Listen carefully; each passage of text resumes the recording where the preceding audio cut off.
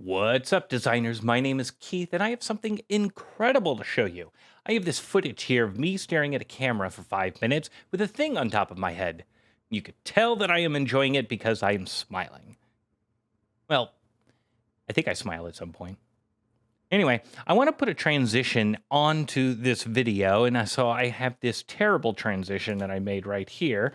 Oh, look at that. See, it's terrible. It's not even symmetrical. What's happening here? The thing is that I wanted to make this transition now, and so that way I have something that is consistent throughout my video, but I want to work out the timing later. For example, if I wanted the transition to happen and then there was a little bit of text that I wanted to appear, but then later on in the video, maybe there was a lot more text, I would like to be able to do the work of making the transition once and then get to choose later how I want to adjust the time. So we're going to be using what is called responsive design time, which if I come up here to composition in the menu, you can see that there is a menu option for this with a couple of things that are set up, but we're going to be doing that in a different way because using the menu is for suckers. The thing is that this is really easy to set up because all it's doing is using markers, but doing the markers in a range. In order to create a marker in my composition, I need to go up to the menu. Wait. Got him. Let's actually go back here. Let's go forward just a little bit and see if I'm smiling yet. Yeah, no. Still no dice. So in my terrible transition comp, I'm going to go over here to the right, and this is going to be my add marker button. You can also hit asterisk on your number pad. That's going to add me a marker right here where I have the playhead, and I'm going to double click that. So this is the details about the marker that I just created. I'm going to select the time. I'm going to want this to start from the very beginning. And then for the duration, I'm just going to put in 12 frames for now. You don't have to have anything in the comment, but you could be responsible in putting something like intro, but we're not going to be responsible, so I'm going to call this spiffy. And I'm going to check this box for a protected region. When I hit OK, we can see that we now have this range marker that's set. So like the name implies, this is going to be protecting a particular region that we have here. So the animation for my transition is in here. I'm going to hit U, which is going to open up my active keyframes. And we can see that the transition, when it comes to full completion here, is going to be about right here. So I'm going to take this marker, and I'm going to drag it over so that way our intro covers all of the keyframes that we have for our intro. Now, if I zoom out on this and go to the other side, we can see that I do have the same terrible transition, just as terrible as always. I'm going to go ahead and put my playhead right at this keyframe and hit the add marker button. I'm going to double click it, and I'm just going to go ahead and put in here duration. We could once again put outro in here to be responsible, but instead I am going to put Yanni. Hit protected region and then hit OK. Then I'm going to drag this marker out so that way it covers everything to the end of my composition. So going back into the footage here, let's see if I'm smiling yet. Nope. And I'm going to drag my terrible transition into this comp here. So if I zoom in on that, we can see all the markers that we have set up.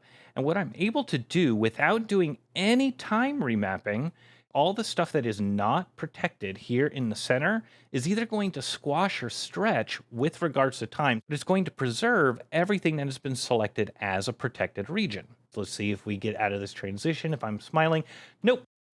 I also have this little animation that's happening in the center where I have a dot that comes on screen and flies off. Just to show what we are dealing with, when I come back here and stretch this out and I play this back, need to stretch it out a lot more here. And then I play this out. Now the timing you can see is a lot slower. Indicating a protected region is not limited to just the beginning or the end of something. So if I had an animation that was happening in the middle of this composition, I can indicate that as a protected region as well. So I'm going to just go ahead and get rid of the comment because I don't even care anymore. I'm going to change the duration. I'm just going to say 12 frames so that way I can stretch it out here. But as you notice, I did not hit protected region. So let me go back in here. And now, when I come back to this comp, now when you add a marker into a comp that is already existing in a comp, it's not going to show up. I think it still works just fine, but usually I just like to re-add it in here. And so what it'll do when I adjust the timing of this comp is going to squash or stretch anything that is not protected. Before we go, why don't we come in here and why don't we just like zoom to the end a little bit and see if maybe oh, I noticed a thing and oh, come on, give a smile. Yeah, that was a good tutorial, wasn't it?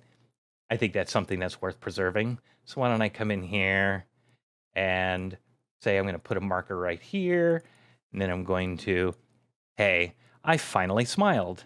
Put whatever we want for the duration. We'll adjust that for a second. And honestly, since I smiled, that's something that we want to protect. So I'm going to hit OK, and then that is going to go, I'm going to stretch this out until it reaches the end. So why don't I take my main comp and put it into another comp, and then what we'll do is we'll squash this down, all the useless stuff here where I'm not smiling, and we could just play all of this back super fast. But until we get to that smile, it's just so perfect. Then I'm going to go to the end of where we're playing here. I'm going to hit N, which is going to set the end part of my work area. I'm going to right-click on the work area, hit Trim Comp to Work Area, and now we have our perfect video. Honestly, that is worth a smile.